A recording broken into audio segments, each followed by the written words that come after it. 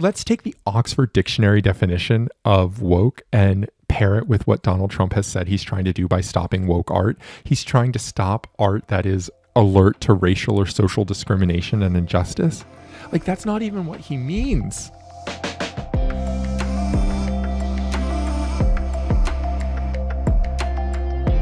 Two-time Pulitzer Prize-winning playwright Lynn Nottage once wrote, "I am locked in the bathroom at Lincoln Center.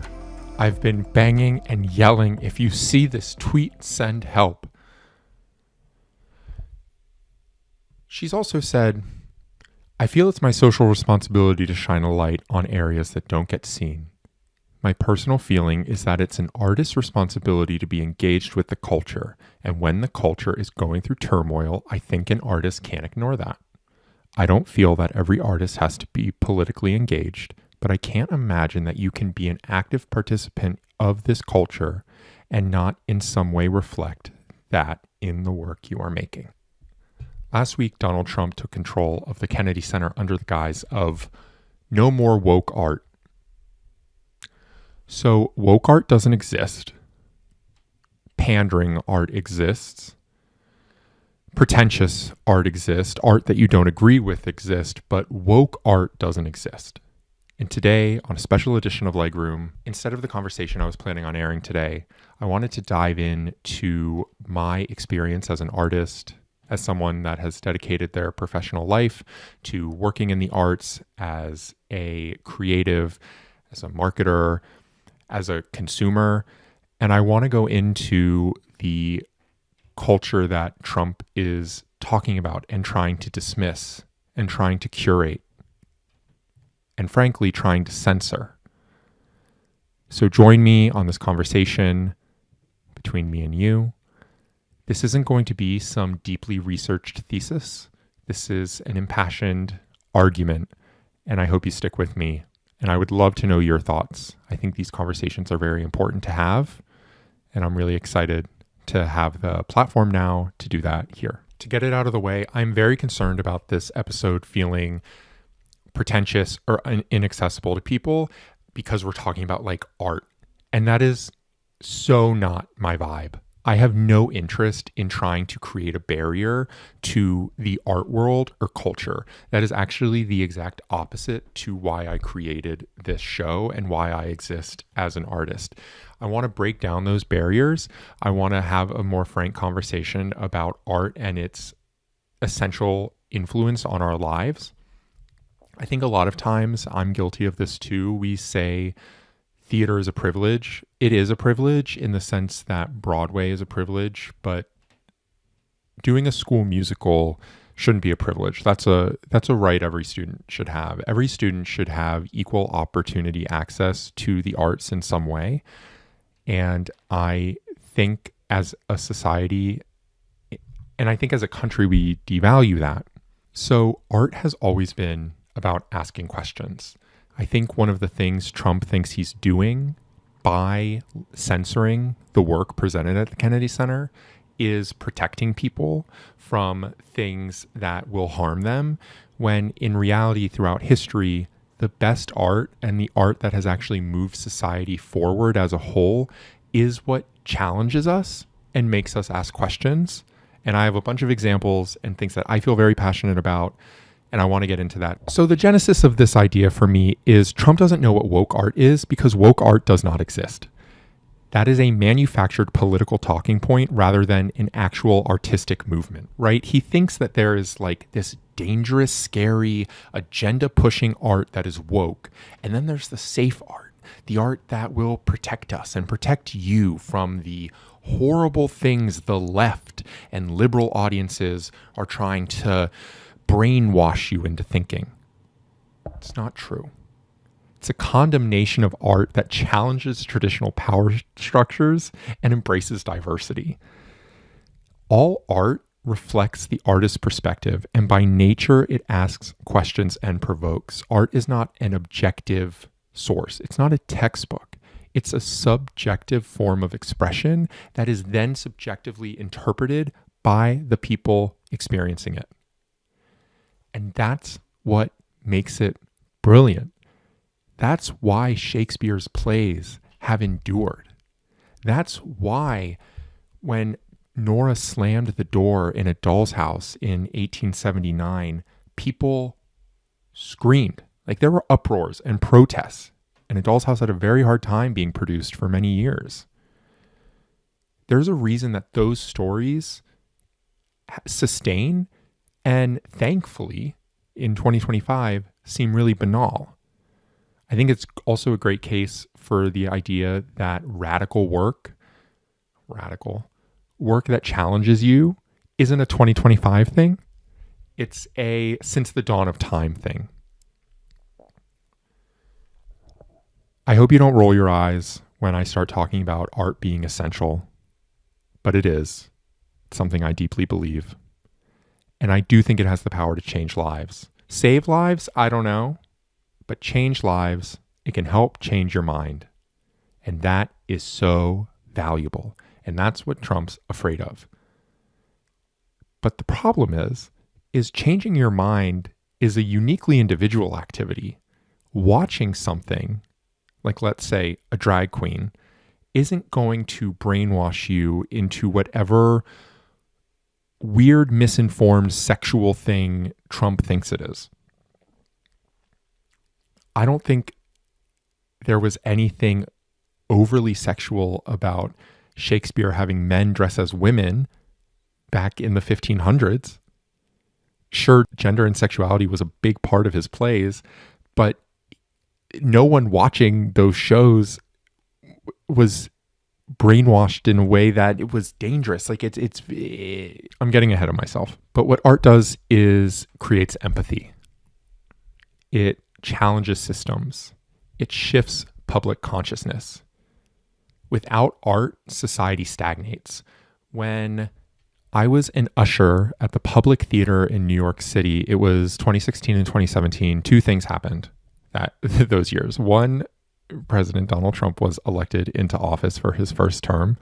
And two, Lynn Nottage, who I spoke of earlier, was locked in the Lincoln Center bathroom. She was saved 9 minutes later, thankfully. She was producing her second Pulitzer Prize winning play, Sweat, which deals with a factory town in the poorest city in America at the time, Reading, Pennsylvania. It was a fictional story, but inspired by real people. It was a deeply challenging work and uncomfortable to watch at times, especially as a liberal in New York City, because its main characters were people you would never be friends with. They were likely conservative, they had limited beliefs, but they were deeply human. And Lynn doing talkbacks, I saw that show like 30 times while working there, and I got to see her talk about it so much. It's a really beautiful piece. I highly recommend everyone read it. It's also a great read if you can't see a production of it somewhere, but I know regional and community theaters do it very often. Highly recommend it. Again, it's Sweat. She talked about empathy and asking questions. Because by presenting something that you don't necessarily immediately agree with, you then can either turn your back to it and be like, this isn't for me, and that's your right? Not censoring. You can self-censor, but the public wasn't like, we're not going to show this. Or you can engage with it and then decide for yourself how you feel. Art has always been both a mirror for society and a catalyst for change. I, in fact, get to talk about myself, have a tattoo of this on my arm. This is a hammer inspired by the Bertolt Brecht quote, "Art is not a mirror to reflect reality, but a hammer with which to shape it." A bit aggressive for the sake of this argument, but something I personally believe in terms of the best art is what challenges and moves things forward. When we talk about art holding up a mirror to society, I think that can be really inspirational and it can be very entertaining. But sometimes when we want to create the most change, that's when we're challenging our internal belief systems. The idea that art should be non-political ignores the fact that it's all shaped by the world around it. One of the favorite things I like to talk about, and my friend Grace Walker brought this up in a TikTok many months ago, was everyone loves Succession and the storylines of Succession. And it's Shakespeare. Literally Shakespeare. It's 500 years old, these stories.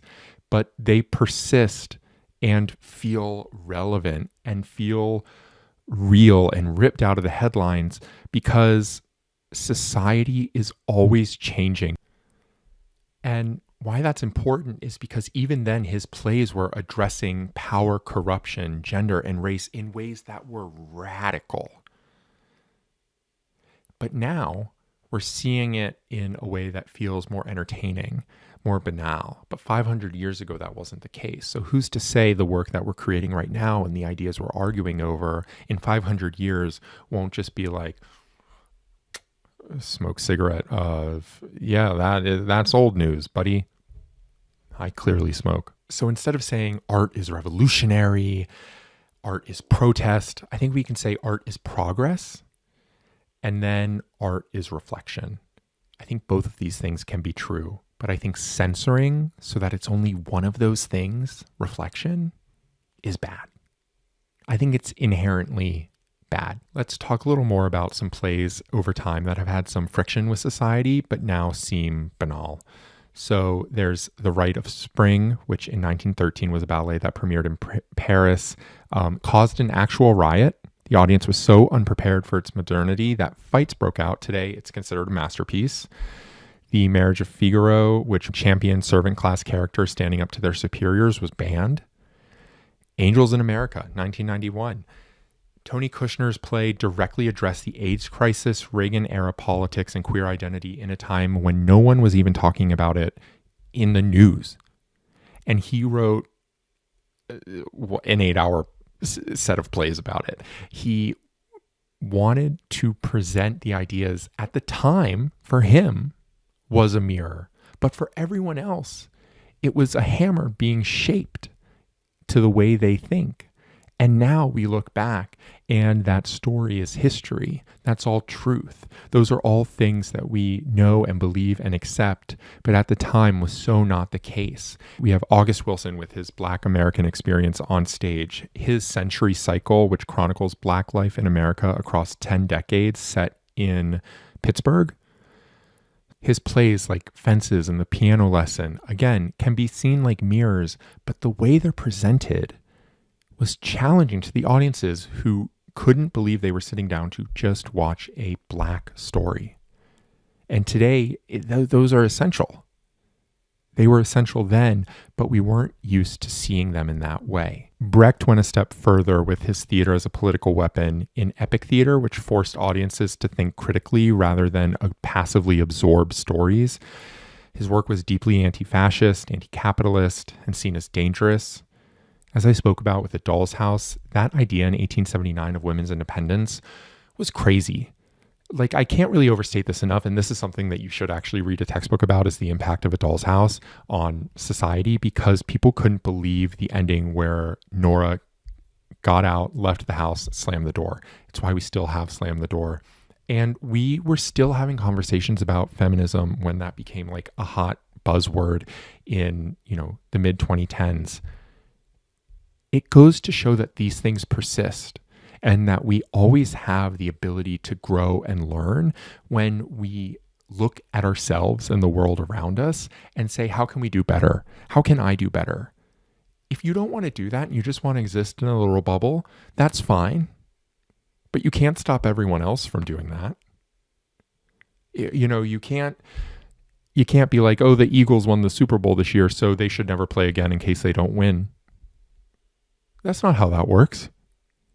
It also doesn't work where it's like, we're going to let the Eagles play next year, but we're going to rig every game so that they win.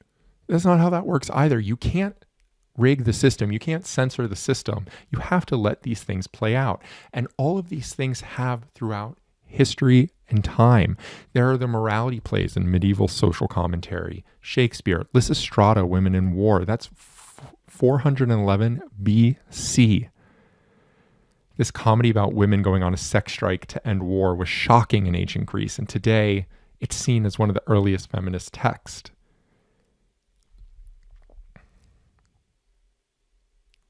So where does the artist play into all this? So like we spoke with Lynn Nottage, she asks questions. She believes in creating work that interrogates the world rather than dictating answers. I think you should look at a lot of your favorite works of art, and very often that'll be the case in terms of albums, songs, movies, a lot of things that you really love, rather than dictate exactly how they want you to feel. You'll realize that they more influenced you to think for yourself how you do feel, how you want to feel. In Rick Rubin's The Creative Act, he talks about how when creating something, inspiration comes first, top priority. Then is the artist. The audience, last. We don't make work to be received. Obviously, work has to have somewhere to go. Art has to have somewhere to go to then be interpreted. But at the beginning, it's just for you. It's just for the artist. And the artist gets to decide and define all of these things for themselves. And then they present it and release it to the world. Art isn't created for an audience. It starts from within. And I think that idea ties back to Trump trying to censor the work being put into the Kennedy Center because he's afraid that this work was created directly to harm or hurt or even challenge. Like I said earlier, art can be challenging, but you have to decide that you're going to be challenged by it. You can sit there and not pay attention. You can sit there and disagree with it and define what it's doing for yourself. And that's the purpose of it. He also says, Rick Rubin in The Creative Act, the universe is only as large as our perception of it. The universe is only as large as our perception of it. The universe is pretty fucking big, physically, literally. But what about the universe inside our heads? How would we have any way of knowing how so much of the world works if it wasn't for art? If it wasn't for exposing ourselves to how you can interpret feeling through dance, how the other side of the world works in Japan, South Korea with their films, how people on different sides of the political spectrum feel and think. They make art too. Yellowstone's one of the most famous things ever. And that's a highly conservative work. We expand our worldview through expanding our artistic and cultural experiences. A quote I love that kind of wraps this section up is Oscar Wilde, who says, "Some things are too important to be taken seriously." Art is too important to be taken seriously. Art is too important to be censored. To feel like you have such a high and mighty grasp on entertainment that you know what is best is simply not the case when it comes to a subjective form of expression, something everyone is capable of doing. Something everyone is able to do is use their imagination. Everyone has an opinion. Everyone has a point of view. And that's what makes society so great. So what Trump isn't doing is shielding you from work that will hurt you. He's shielding you from work that has the opportunity, just the opportunity, to influence you, to open your mind, to see the world bigger for what it is. I'd be remiss if I didn't talk about the origins of woke, because it's now being used as a weapon to just talk about diversity. I am obviously a white guy talking about this, just doing some research, so please do research of your own.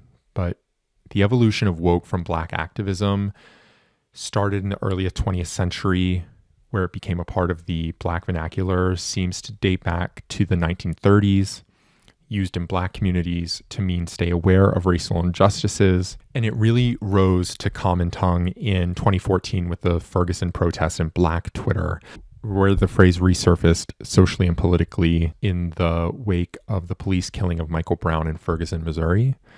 And it really caught on to Black Twitter. Black Twitter has been a real pillar of that site and has created so much culture that we know today, such as the word woke.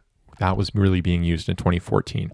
In fact, it was such a part of just Black Twitter until then. It took until 2017 when the Oxford Dictionary recognized it and added it.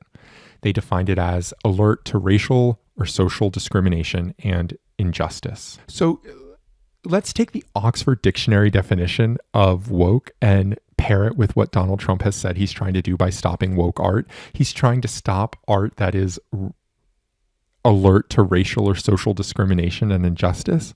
Like, that's not even what he means. So we have now gone so far down the rabbit hole, we can't even see what the purpose of these kinds of movements are for.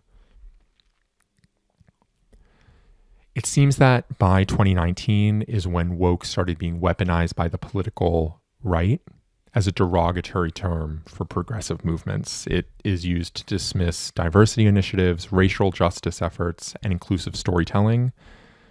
The shift mirrors how terms like politically correct were reframed as pejoratives. So they then co-opted the word woke. All of this to say, art and culture has always been a force for social change. Every era has reactionaries who try to silence progressive work. This is nothing new. But what always happens is we persevere and we find a way to move forward with art that does challenge us and open us to the world. The term woke has been misused and distorted, but the core idea behind it remains essential, which is staying aware of injustice. And we have to do that, and we have to continue to hold ourselves accountable as a society. A Doll's House is now performed all the time. Thank God.